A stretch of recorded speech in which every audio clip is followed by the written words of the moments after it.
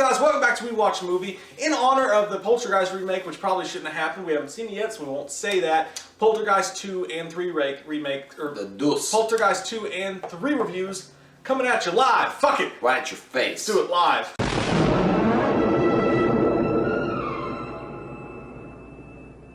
First movie, first off, you've got the Steven Spielberg magic on top of it. Like, this movie was shot well. It had some really good shots to it. There were some bad ones too, but there's some good shots in this.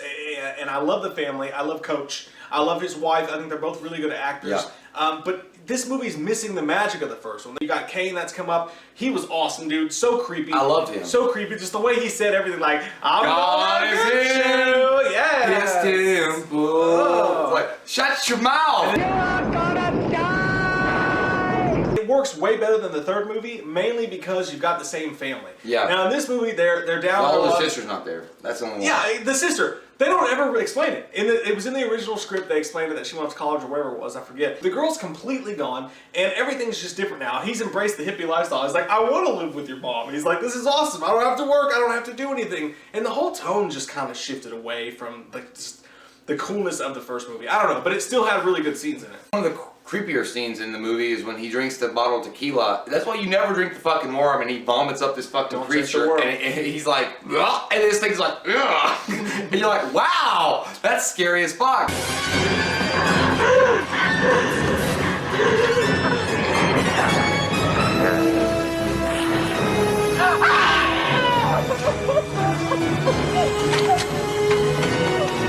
The scary parts of it were few and far between for me. What made this movie bound for me was Taylor, the Native American that they cast. He was great. He was like the Gandalf to Native Americans. Like, he had beads, and he's like, the boy wishes to be a man, and she's like, well, I don't believe putting tattoos on a boy will make him a man. He's like, silly white woman, do you not know? I love that guy. You feel like a leaf at the mercy of the wind, don't you? Yep. That's right. That's me. Since the day you were born, one way or another, someone has been doing something to you. No, I don't think that's true. And they've been doing something to you against your will. But now you're feeling helpless, like a leaf in the wind.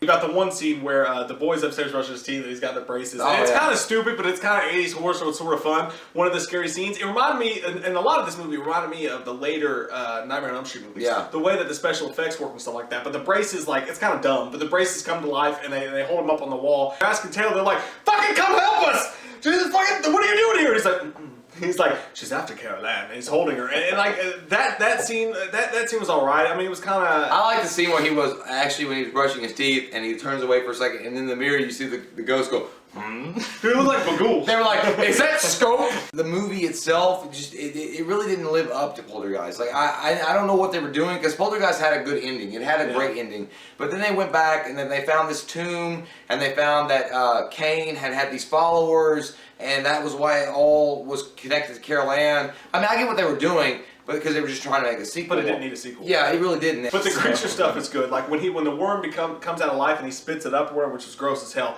When that comes, the creature's good. I love that. Creature looks good. It's very practical effects when they do that. There's some good horror stuff involved in that. I love the family. The dad's still hilarious when he's walking around drinking all the damn time. I love it when he's sitting in the tent with the Indian and he's like, are you laughing? He's like, no, I just.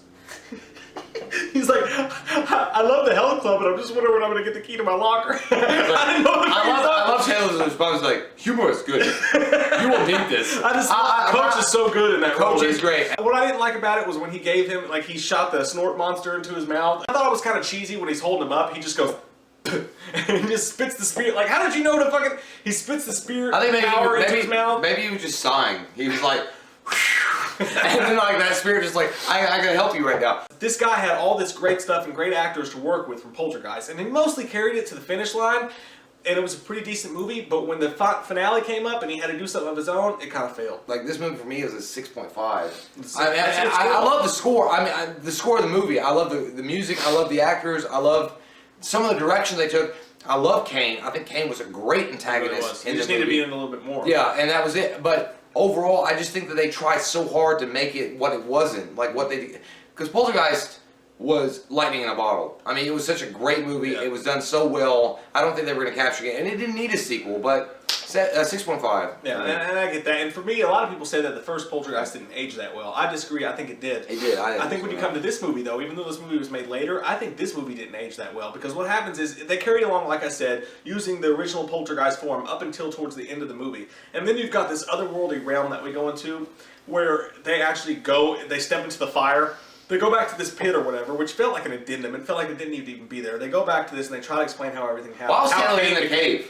Yeah, like Taylor! I was ready. I was like, why was he there? It's like step into the fire, and I feel like that felt like they didn't need to explain it that well. But he goes back, they go into the fire, and then they jump into this Hellraiser-like world, and they're like floating. They're like, "Mommy, I can fly!" It looked like shit. You think Carol Ann's going towards light, and you have this terrible, corny Final Fantasy battle where he's like, "Let me hand you my stick," and then the coach is like, "Bow!" And he's like, "Great battle, huh?" Spear of Destiny. That was terrible, I thought. I got corny. Like, it felt like Hellraiser 2 when they stepped into the other world. I didn't like the way that felt. I didn't like the whole climax. I thought that was all really, really bad, and I thought it brought the movie, which is already kind of mediocre, down a notch. And then you've got the finale, what it ends off is on this terrible joke where Taylor's like, he's like, "The car wants to be happy," and he's like, "Oh, it's a happy car." He's like, "Did you talk to it?" He's like, "It wants to come home with me." Yeah, it's like I thought you were this good guy who's just doing this for the nature of his own good grace. He's like, "No, I want your shitty station." That's all I'm doing it for. But also, one scene I want to mention real quick before we're done too is the car scene. The finale when it's happening.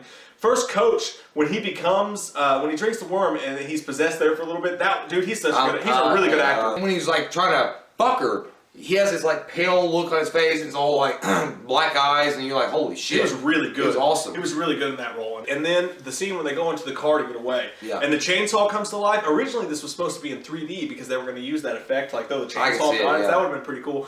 But where the chainsaw's going against the glass and stuff, that was intense. That was a really good scene. And then they get away. I almost felt like if they would have ratcheted that scene up a little bit more and just left it at that. Kind of like in the first one when it felt like they added scenes to it that almost didn't need to be added to it, even though they were okay. But ultimately, I give this movie a 5.5. I like it. I think it's got some good horror elements to it. I love the actors in it. I love the family.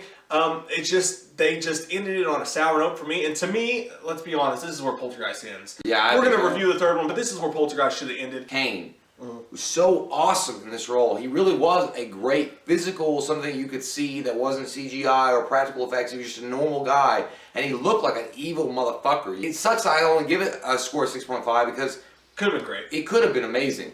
But again, I mean, it just looked like an unnecessary sequel. Is it necessary viewing after you watch Poltergeist for you? For me, I'd say yeah, I'd watch it. I So comment below, let us know, guys. We're doing a Q&A very soon. So comment below with any questions you want to ask us about, anything that you want to ask us about. Comment below, it will be answered, guaranteed. Those are my favorite letters. Santa Claus. Click that subscribe button for us, and until next time, get some wham up in you. I like to have it in me.